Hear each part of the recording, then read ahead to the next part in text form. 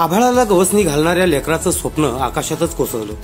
अहमदाबादहून लंडनकडे झेपावलेलं air इंडियाचं विमान गुरुवारी दुपारी दुर्घटनाग्रस्त झालं। या अपघातात नावागावच्या मैथिली मोरेश्वर पाटील या तरुणीचा दुर्दैवी मृत्यू झाला। 2 वर्षापासून एअर इंडियामध्ये एअर होस्टेस म्हणून सेवेत असलेल्या या तरुणीच्या जाण्याने संपूर्ण कोकण हळहळलं। गुरुवारी सकाळीच आई वडिलांचा निरोप घेत लवकरच फोन करते असं सांगून मुंबई मार्गे अहमदाबादकडे रवाना झालेली मैथिली आता कधीच परत येणार नाही याची कुणालाही कल्पना नव्हती। लंडनकडे जाणाऱ्या विमानात तिची ड्युटी होती आणि तेच तिचं अखेरचं उड्डाण ठरलं।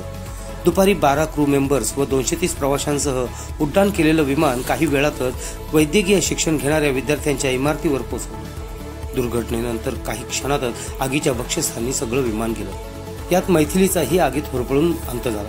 अपघाताची बातमी मिळताच नावाच्या पाटील कुटुंबावर आभाळ कोसळलं। स्वप्नांना पंख देणाऱ्या एका गावखेड्यातल्या मुलीचा प्रवास इतक्या भयावहरित्या संपेल याचा विचार करूनच नावागाव हादरून गेलं। एक हसरी उमदी मेहनती मुलगी आता फक्त आठवणीतच राहिली। उरण विधानसभेचे आमदार महेश बालदी यांनी शुक्रवारी मैथिलीच्या घरी जाऊन सांत्वनपर भेट घेतली। त्यावेळी सदर घटना ही आपल्यापुरतीच नाही संपूर्ण देशवासियांसाठी धक्कादायक असल्याची भावना देखील त्यांनी व्यक्त केली।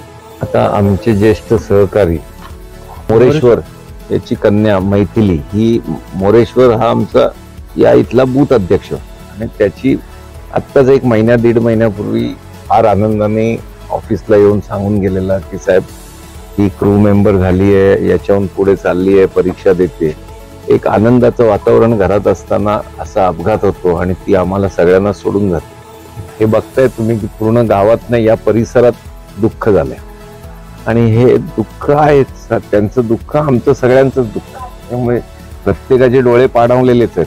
त्याच्यामुळे एक पूर्ण कुटुंब भरारी घेत होतं आणि तेव्हाच असा अपघात घडतो तेव्हा पूर्ण कुटुंबच कोलॅप्स होतं आणि आम्ही सर्व परिवारातलेच आहोत तिच्या। असं आहे फार कष्टाने मुलांना शिकवलंय आणि ती परवाच 4 दिवस अगोदर आजारी होती आणि काल परवा ती इथून गेली आणि ती दिल्लीला जाणार, अहमदाबादला जाणार, तिथून पुढे मिळणार कुठल्या फ्लाईटने जाणार हे सर्व काल तिने 1:10 शेवटी तिच्या आईशी संपर्क झाला आणि 1:40 हा पूर्ण अपघात झाला। त्याच्यामुळे हे परिवारावर आलेलं कोणावर न यावं असं संकट देशावर आलंय। एवढी लोक एकदाच गेली आहेत आणि त्याच्यात ती आमची मुलगी गेली आहे याचं दुःख आम्हाला सगळ्यांना। आई तिचा मामा हे गेलेले आहेत तिथे DNA त्यांचं हे करतायत मॅचिंग, ते आज होईल संध्याकाळपर्यंत आणि लवकरात लवकर बॉडी येईल